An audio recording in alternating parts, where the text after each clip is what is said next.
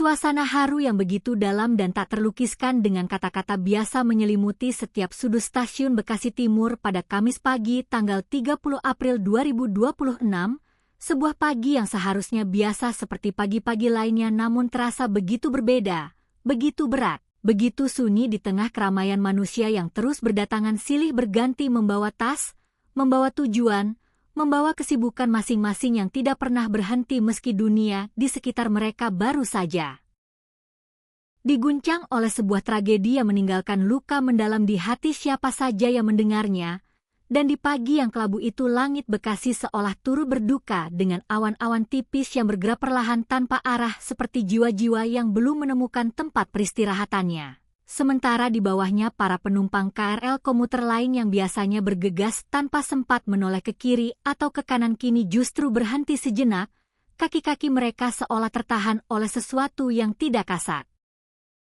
Mata namun terasa begitu nyata dan begitu kuat menarik perhatian mereka ke arah deretan bunga-bunga hias yang mulai memenuhi sudut-sudut stasiun dengan warna-warni yang kontras dan mencolok di antara keabuan beton dan besi yang menjadi latar sehari-hari tempat ini. Bunga-bunga yang bukan sekadar bunga biasa melainkan sebuah bahasa diam yang diucapkan oleh mereka yang tidak tahu harus berkata apa selain menitipkan perasaan mereka pada kelopak-kelopak yang lembut dan wangi itu, sebuah tradisi manusia yang sudah berlangsung sejak berabad-abad lalu, ketika kata-kata terasa tidak cukup untuk menampung besarnya kesedihan yang menggunung di dalam dada. Dan pagi itu tradisi tersebut hadir kembali dengan cara yang paling sederhana namun paling menyentuh di sebuah stasiun kereta di pinggiran Jakarta yang 4 hari sebelumnya menjadi saksi bisu dari salah satu kecelakaan kereta paling memilukan yang pernah terjadi di jalur tersebut, kecelakaan yang melibatkan KA Argo Bromo Anggrek dan KRL komuter lain pada Senin malam tanggal 27 April 2026, sebuah malam yang dimulai seperti malam-malam biasa dengan penumpang yang lelah pulang kerja, dengan masinis yang menjalankan tugasnya, dengan petugas stasiun yang berjaga di pos masing-masing, namun kemudian dalam hitungan detik yang tidak bisa diprediksi oleh siapapun, segalanya berubah menjadi chaos yang memekakan telinga dan membekukan jantung siapa saja yang berada di sana maupun yang mendengar kabarnya. Dari kejauhan, dan kini 4 hari setelah malam yang tidak akan pernah terlupakan itu, stasiun yang sama berdiri dengan duka yang masih sangat segar seperti luka yang baru saja dibalut namun belum benar-benar sembuh, dan orang-orang yang datang dan pergi di pagi itu membawa dalam diri mereka masing-masing campuran perasaan yang sulit didefinisikan. Antara syukur karena mereka masih ada, antara sedih untuk mereka yang tidak sempat pulang, antara takut yang tersisa dari bayang-bayang berita yang mereka baca di layar ponsel mereka beberapa malam lalu, dan antara sesuatu yang lebih dari semua itu. Sesuatu yang mungkin bisa disebut sebagai kesadaran bahwa hidup ini begitu rapuh dan begitu singkat sehingga setiap perjalanan yang kita anggap biasa sebenarnya adalah sebuah keajaiban kecil yang tidak selalu kita sadari sampai kita dihadapkan pada kenyataan bahwa tidak semua perjalanan berakhir dengan selamat sampai tujuan. Dan di tengah kesadaran itulah deretan bunga-bunga itu berdiri dengan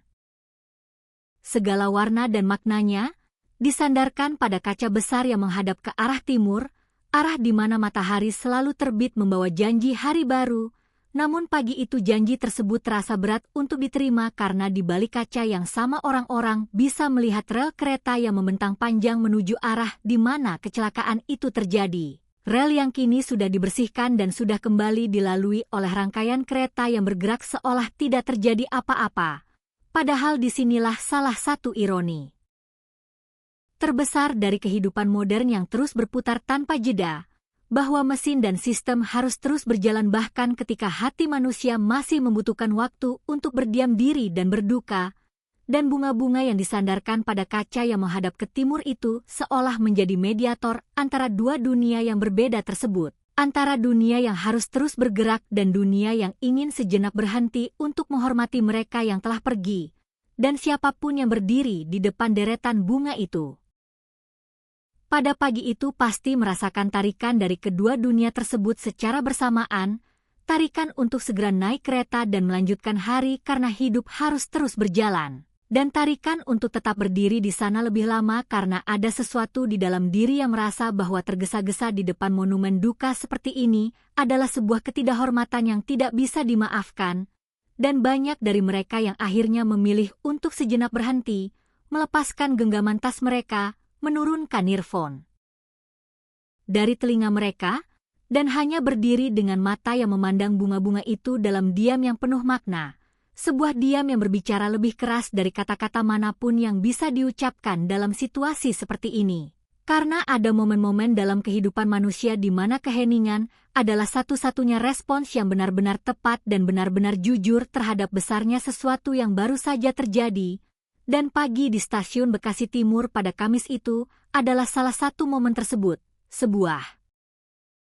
momen yang akan diingat oleh siapa saja yang hadir di sana sebagai salah satu pagi paling sunyi yang pernah mereka alami di tengah keramaian, karena kesunyian yang sejati bukan berarti tidak ada suara, melainkan ketika semua suara yang ada tidak mampu menembus lapisan duka yang menyelimuti suasana. Dan di balik semua itu terdapat setidaknya 5 rangkaian bunga dengan berbagai warna yang masing-masing membawa pesannya sendiri, pesan-pesan yang ditulis dengan tangan oleh orang-orang yang mungkin tidak kenal secara pribadi dengan para korban namun tetap merasa terpanggil untuk datang dan menitipkan doa mereka dalam bentuk tulisan di atas kertas kecil yang diikatkan pada tangkai-tangkai bunga yang masih segar itu, pesan-pesan yang mencerminkan betapa dalamnya empati manusia ketika berhadapan dengan tragedi. Betapa naluri untuk saling menghibur dan saling mendoakan itu tidak pernah benar-benar pada meskipun kita hidup di zaman yang katanya semakin individualistis dan semakin dingin. Dan salah satu pesan yang paling memantik simpati dan paling banyak diabadikan oleh mereka yang melintas adalah sebuah tulisan tangan yang tertera pada rangkaian bunga berwarna merah muda, warna yang biasanya identik dengan kelembutan dan kasih sayang, yang berbunyi, surga yang kekal untuk perempuan yang hebat. Sebuah kalimat yang singkat namun begitu kuat menghantam perasaan siapapun yang membacanya, karena dalam 7 kata tersebut tersimpan sebuah dunia yang sangat luas berisi pengakuan, penghormatan, doa, dan harapan sekaligus, pengakuan bahwa orang-orang yang pergi dalam tragedi itu adalah manusia-manusia yang luar biasa dalam kehidupan mereka masing-masing, penghormatan atas segala yang telah mereka jalani dan perjuangkan selama hidup mereka, doa agar mereka mendapatkan tempat terbaik di sisi Tuhan. Dan harapan bahwa kepergian mereka bukanlah sebuah akhir yang sia-sia melainkan sebuah transisi menuju sesuatu yang jauh lebih indah dari apapun yang bisa dibayangkan oleh pikiran manusia, dan pengirim bunga berwarna merah muda itu tidak mencantumkan namanya, ia atau mereka memilih untuk tetap menjadi sosok misterius yang hanya meninggalkan pesan namun tidak wajah. Sebuah pilihan yang justru membuat pesannya terasa lebih universal dan lebih menyentuh, karena dengan tidak ada nama yang tertera maka pesan tersebut seolah menjadi milik semua orang, seolah diucapkan oleh seluruh kota, oleh seluruh jiwa yang merasa kehilangan meskipun mereka tidak saling mengenal. Dan inilah salah satu keajaiban terkecil yang lahir dari tragedi terbesar, bahwa kesedihan yang cukup besar mampu menghapus batas-batas yang biasanya memisahkan manusia satu dengan manusia lainnya, batas nama, batas wajah, batas identitas, batas hubungan, dan menyisakan hanya satu hal yang paling mendasar yaitu kemanusiaan itu sendiri yang berdenyut dan bergerak dalam diri setiap orang yang berdiri di depan bunga-bunga itu pada pagi yang haru tersebut, dan bunga-bunga itu dikabarkan sudah berada di lokasi sejak pukul 7 pagi, artinya seseorang atau beberapa orang telah datang lebih awal dari kebanyakan penumpang untuk memastikan bahwa penghormatan ini sudah terpasang sebelum hari benar-benar dimulai, sebuah tindakan yang membutuhkan niat yang kuat dan hati yang tulus, karena tidak ada yang meminta mereka untuk datang sepagi itu, tidak ada yang membayar mereka, tidak ada publikasi yang menjamin nama mereka akan dikenang, mereka hanya datang karena mereka merasa harus datang, karena ada sesuatu di dalam diri mereka yang tidak bisa diam dan tidak bisa berpura-pura bahwa segalanya baik-baik saja ketika kenyataannya tidak demikian, dan kehadiran mereka yang diam-diam di pagi hari itu justru menjadi salah satu bentuk keberanian yang paling tulus, keberanian untuk hadir dalam kesedihan orang lain tanpa diminta, tanpa pamrih, tanpa mengharapkan apapun kecuali semoga doa-doa yang mereka titipkan pada bunga-bunga itu sampai kepada mereka yang membutuhkannya, dan ketika pagi terus beranjak dan stasiun semakin ramai dengan kedatangan penumpang dari berbagai penjuru, pemandangan di depan deretan bunga itu pun semakin beragam dan semakin menyentuh. Ada seorang ibu paruh baya yang berdiri lama dengan mata yang berkaca-kaca sambil mulutnya bergerak pelan mengucapkan doa yang hanya bisa didengar oleh Tuhan dan dirinya sendiri. Ada seorang pria muda berseragam kantor yang berhenti sebentar dan menundukkan kepalanya dalam-dalam sebelum kemudian berbalik dan berjalan cepat menuju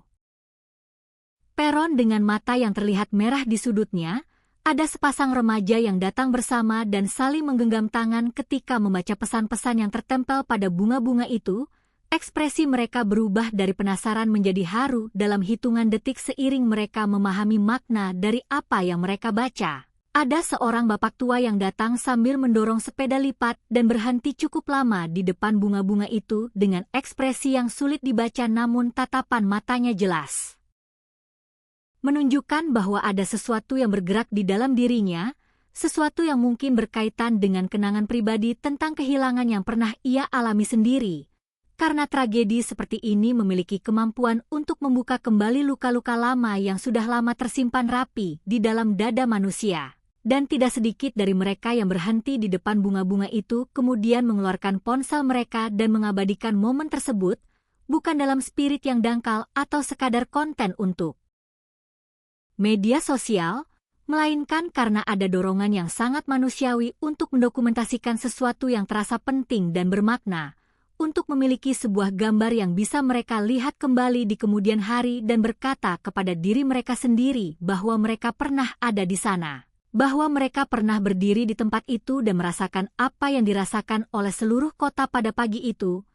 Dan sementara sebagian mengabadikan dengan kamera, sebagian yang lain memilih untuk mengabadikan dengan cara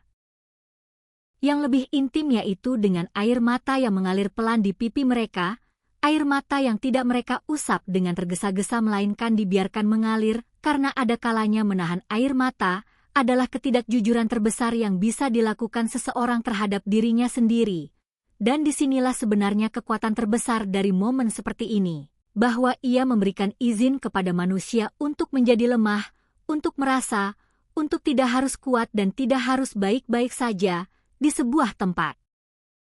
publik yang biasanya menuntut kita untuk terus bergerak dan terus produktif dan terus menyembunyikan segala sesuatu yang bersifat terlalu personal. Namun pagi itu stasiun itu berubah menjadi sebuah ruang yang sejenak memperbolehkan kelemahan, yang sejenak memberikan tempat bagi air mata dan doa dan keheningan di tengah dunia yang tidak pernah berhenti bergerak. Dan sementara duka masih terasa begitu kental di peron dan di setiap sudut stasiun yang menyimpan bayang-bayang dari apa yang terjadi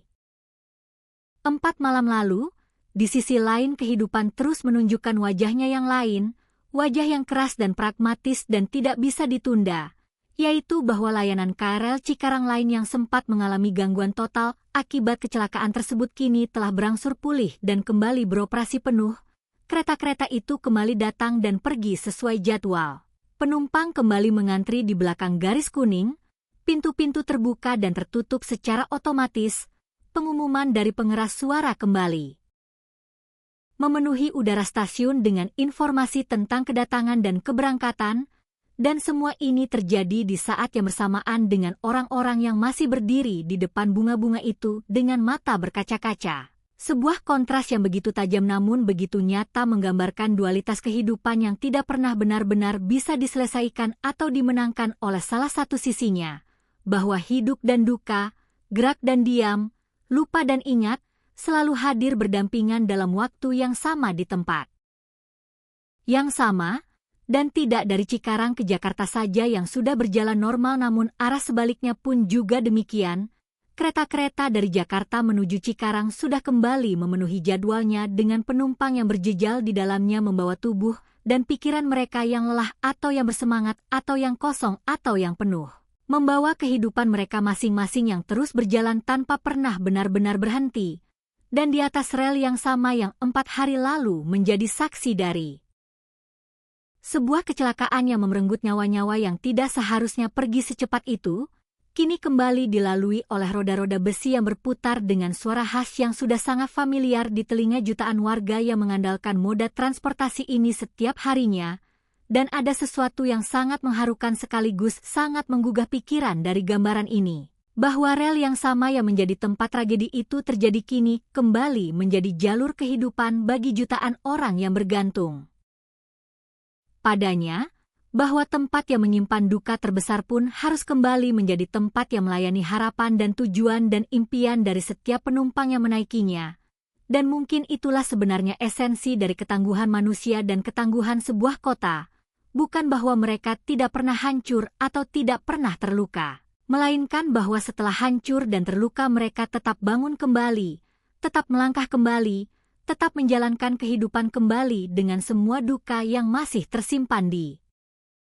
sudut-sudut hati mereka, dan bunga-bunga yang berdiri di stasiun Bekasi Timur pada pagi itu adalah bukti dari kedua hal tersebut sekaligus, bukti bahwa manusia bisa hancur dan bukti bahwa manusia bisa bangkit, bukti bahwa kehilangan meninggalkan bekas yang nyata dan bukti bahwa kasih sayang manusia tidak pernah benar-benar habis bahkan ketika menghadapi kehilangan yang paling besar sekalipun. Dan ketika pagi itu akhirnya berlalu dan matahari naik lebih tinggi dan stasiun kembali kepada ritme normalnya yang sibuk dan bergegas, bunga-bunga itu tetap berdiri di tempatnya, setia menjaga kenangan, setia mengirimkan doa, setia menjadi pengingat bahwa di balik setiap kereta yang lewat dan setiap penumpang yang naik dan turun, ada kisah-kisah manusia yang penuh dan kompleks dan berharga. Ada nyawa-nyawa yang pernah berdiri di peron yang sama dengan mimpi dan rencana dan orang-orang yang mereka cintai. Ada perempuan-perempuan hebat yang layak mendapatkan surga yang kekal sebagaimana yang didoakan oleh pengirim bunga merah muda misterius itu dengan sepenuh hatinya. Dan semua itu, semua duka dan semua doa dan semua bunga dan semua air mata yang hadir pada Kamis pagi itu di stasiun Bekasi Timur, adalah cara manusia berkata kepada satu sama lain bahwa kita tidak pernah benar-benar sendirian dalam kehilangan. Bahwa ada selalu akan ada tangan yang mau mengulur bunga, ada selalu akan ada mulut yang mau mengucapkan doa, ada selalu akan ada hati yang mau berhenti sejenak dari kesibukan duniawinya untuk menundukkan kepala bagi mereka yang telah mendahului pergi. Dan bahwa selama manusia masih mau melakukan semua itu maka harapan untuk sesuatu yang lebih baik tidak pernah benar-benar padam dari muka bumi ini.